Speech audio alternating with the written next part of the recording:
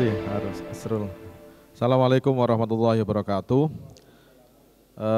Kawan-kawan sekalian, mungkin saya tidak terlalu lama karena dari pagi kita sudah banyak mendengar dan saya yakin teman-teman juga harus diberikan kesempatan untuk banyak mengeksplorasi gagasan. Tapi apa yang akan saya sampaikan mungkin saya ingin mengkaitkan dengan apa yang sudah dibicarakan mulai tadi malam, pidato ketua umum, kemudian pagi tadi setengah hari saya kira kita banyak bicara mengenai tantangan masa depan kehidupan manusia yang di-drive oleh perkembangan teknologi, tantangannya ke depan seperti apa dan kemungkinan-kemungkinan yang terjadi seperti apa dan lain sebagainya. Kalau kita meminjam bukunya Harari itu mungkin tadi pagi itu kita banyak bicara sudah ke Homodus lah ya, bagaimana kemajuan teknologi itu mendrive seluruh kehidupan manusia gitu. Tapi saya ingin mungkin mengkaitkan apa yang kita bicarakan tadi malam dan pagi tadi dengan kerangka kurang lebih seperti ini. Meskipun mungkin cara pandang ini sudah cara pandang yang ketinggalan, tetapi ada gunanya untuk mengkerangkai dari perbincangan kita mengenai ekonomi dan politik. Kalau kita belajar mengenai perkembangan manusia yang terkait dengan persoalan yang kita bicarakan hari ini, itu kan paling tidak ada tiga entitas yang masing-masing punya pakemnya sendiri-sendiri, punya tata kelolanya sendiri-sendiri dan punya cara pandangnya sendiri-sendiri. Entitas yang pertama itu yang kita sebut dengan entitas negara, atau di situ kekuatan-kekuatan politik ada dalam negara itu. Ya, kita tahu dalam negara itu isu yang terpenting adalah bagaimana orang bisa mendapatkan kekuasaan. Karena inti dari politik itu kan bagaimana mendapatkan kekuasaan. Maka hampir seluruh energi manusia itu digunakan untuk bagaimana otoritas-otoritas negara itu bisa dikuasai, bagaimana otoritas-otoritas negara itu bisa dikendalikan, sehingga dari penguasaan otoritas negara itu orang bisa mendapatkan berbagai macam keuntungan. Apakah itu keuntungan politik itu sendiri, keuntungan ekonomi dan lain sebagainya gitu. Jadi kita hidup ini kita tidak bisa menafikan adanya kekuatan negara. Di pihak lain ada kekuatan ekonomi bisnis, ya, ada kekuatan ekonomi bisnis. Inilah tempat di mana orang bisa mendapatkan keuntungan sebesar-besarnya. Bagaimana orang bisa mengelola uang dengan ideologinya masing-masing, ya. Di dalam zona ekonomi bisnis ini tentu ada hukum-hukumnya sendiri, tapi intinya adalah bagaimana orang bisa mendapatkan keuntungan, bagaimana keuangan, ekonomi yang dimiliki oleh manusia itu digerakkan dalam sektor ini. Di sini ada pemain-pemainnya, di sini ada aktor-aktornya dan lain sebagainya. Jadi kita tidak bisa menafikan kekuatan ini, kekuatan ekonomi dan bisnis. Kemudian yang ketiga, ada aktor ketiga, saya kira yang penting juga adalah aktor yang terkait dengan masyarakat, society. Sebenarnya kita berbicara mengenai imagining the future society, ini kita bicara di ranah yang ketiga ini. Jadi bagaimana kekuatan masyarakat itu tidak tidak didrive oleh kekuatan negara, politik gitu, dan juga tidak didrive oleh kekuatan ekonomi bisnis. Tetapi kalau kita lihat perkembangannya, tiga kekuatan ini sekarang ini sudah tidak bisa lagi dilihat sebagai entitas-entitas yang berdiri sendiri-sendiri gitu. Kekuatan ekonomi dan bisnis kadang-kadang dia kawin dengan kekuatan negara dan politik. Banyak aktor-aktor yang dulu kita kenal sebagai orang yang berada di sektor ekonomi dan bisnis, tiba-tiba dia menjadi aktor politik dan nanti dia akan mendapatkan kekuasaan dengan situ. Ini yang kemudian lama-lama dua ini, kekuatan negara dan bisnis ini menjadi bisa menjadi satu gitu. Kalau orang sudah bisa mengumpulkan kekuatan bisnis, kekuatan ekonomi, kemudian dia bisa menguasai kekuatan politik kenegaraan, maka di situ pasti dia akan mempunyai power yang jauh lebih besar. Orang yang punya duit masuk politik dengan orang yang tidak punya duit masuk politik, itu pasti beda ininya, powernya beda. Kemampuan dia untuk mendapatkan kekuasaan juga beda. Padahal inti dari politik tadi seperti yang saya katakan adalah how to get the power, bagaimana dia bisa mendapatkan kekuasaan. Politik di mana-mana yaitu. Sejak zaman purba kehidupan manusia, inti dari politik adalah bagaimana mendapatkan kekuasaan itu. Nah, yang ketiga kekuatan masyarakat. Saya kira banyak studi-studi yang menghubungkan antara masyarakat, negara dan bisnis ini dengan sudut pandangannya masing-masing. Termasuk belakangan karena tadi Maftuhan mencontohkan soal NU gitu ya.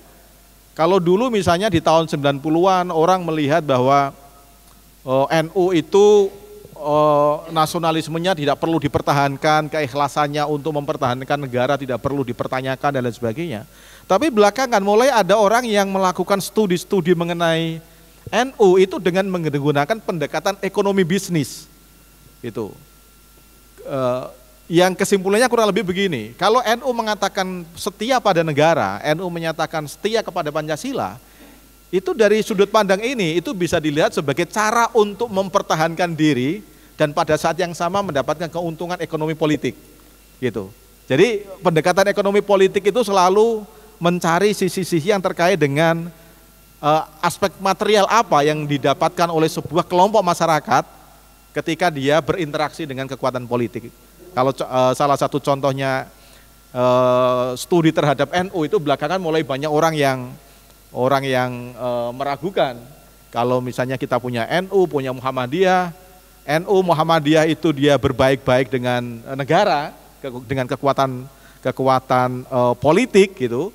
Itu kalau dari sudut pandang ekonomi politik selalu akan dilihat ini adalah strategi untuk mendapatkan keuntungan ekonomi politik. Saya tidak tahu apakah itu cara pandang itu benar atau salah, tetapi kalau teman-teman melihat studi-studi misalnya ada satu jurnal di Australia itu Asian Studies itu dalam satu edisi itu melihat NU dan Muhammadiyah, kelompok-kelompok civil society di Indonesia itu dengan menggunakan pendekatan itu. Yang akhirnya ya, oh begini toh, hanya untuk mendapatkan konsensi tadi yang disebut Maftuhan, supaya mendapatkan keuntungan-keuntungan yang bersifat ekonomi aja gitu. Nah, itu salah satu sudut pandang yang mungkin bisa kita gunakan untuk mempertajam pembicaraan kita. Tetapi kalau kita lihat perkembangan kehidupan manusia, saya tadi waktu sesi yang terakhir itu di dalam benak saya itu pertanyaannya gini, kira-kira dalam pertarungan itu manusia itu menjadi pemenang atau kalah? Manusia itu menjadi loser atau winnernya dalam pertarungan yang tadi ya, ada dehumanisasi segala macam itu. Kira-kira nanti manusia itu menjadi pemenang, kalau pemenang itu kan kira-kira aspek-aspek yang terkait dengan human ya, yang disebut sebagai masyarakat pasca human, itu tetap human atau dia human dalam bentuk yang lain. Itu. Dengan tadi misalnya soal apakah pada era itu misalnya memang masih ada yang disebut dengan nilai-nilai ideal yang kita perjuangkan, misalnya soal kebenaran, soal keadilan, itu sebenarnya masih ada apa enggak dalam era seperti itu. Karena yang namanya kebenaran itu sekarang sudah menjadi kebenaran baru.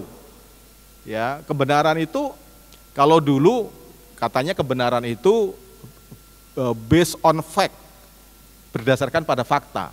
Tapi kalau sekarang yang namanya kebenaran itu based on didasarkan pada persepsi. Jadi kebenaran itu bukan dibangun dengan menggunakan fakta, tetapi dibangun dengan menggunakan persepsi-persepsi. Yang persepsi itu ya adanya melalui framing gitu, melalui framing itu. Jadi orang kira-kira nilai-nilai ideal yang kita perjuangkan, apakah kebenaran, keadilan, segala macam, itu barang apa itu ke depan itu. Itu. Karena yang namanya kebenaran tadi itu sudah berubah, yang namanya keadilan mungkin juga sudah berubah. Tapi kalau kita melihat sejarah manusia ya, sejarah manusia, saya itu senang membaca bukunya Harari yang mulai Homo sapiens segala macam itu ada optimisme begini menurut saya, bahwa manusia itu di dalam sejarah yang sangat krusial, manusia itu selalu menjadi pemenang. Gitu. Manusia itu selalu menjadi pemenang dengan menggunakan kecerdasan yang dimiliki, ya. Cuman memang waktu itu belum ada teknologi yang sedahsyat sekarang. Tapi kalau berkaca pada perkembangan Homo sapiens misalnya yang nyatanya manusia tetap bisa survive, bisa berkembang biak sedemikian rupa, bisa menghasilkan kemajuan-kemajuan, itu kan karena manusia itu punya kecerdasan, manusia juga punya kemampuan untuk berkomunikasi, dan manusia juga punya kemampuan untuk kerjasama.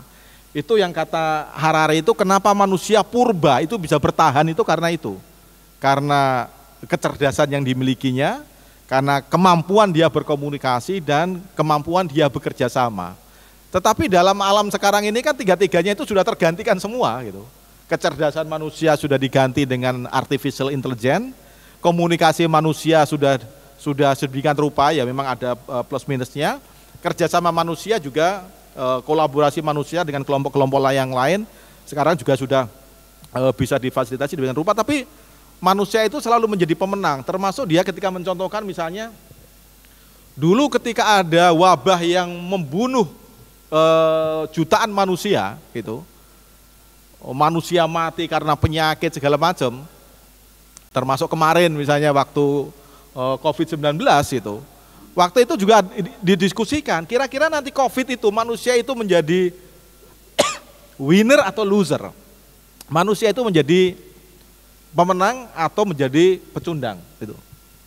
Saya punya keyakinan manusia tetap akan menjadi pemenang gitu, dan itu sudah dibuktikan melalui sejarah yang panjang. Ketika manusia banyak mati dulu karena manusia kelaparan, nggak punya teknologi pangan, bagaimana memproduksi pangan segala macam. Tapi ketika manusia banyak kelaparan, badannya kurus, akhirnya manusia berpikir dan menghasilkan teknologi pertanian. Dari teknologi pertanian itu manusia bisa menanam padi, bisa menanam apa yang dibutuhkan untuk makan. Sehingga manusia sekarang ini tidak lagi kekurangan makan, bahkan sudah kelebihan makan, sudah kelebihan makanan. Jadi kalau problem manusia zaman lampau itu badannya kurus-kurus karena kurang makan, problem manusia sekarang ini kebanyakan makan sehingga badannya kegemukan. Itu karena keberhasilan manusia untuk bertarung dengan situasi dan dia menjadi pemenang. Nah cuman pertanyaannya, dengan konteks yang tadi kita bicarakan mulai tadi malam sampai sehari tadi, yang salah satu ancamannya itu dehumanisasi, kira-kira itu manusia menjadi pemenang atau menjadi pecundang gitu. Oke, saya kira saya akhiri aja dengan pertanyaan itu, dan mudah-mudahan ini bisa memantik diskusi kita.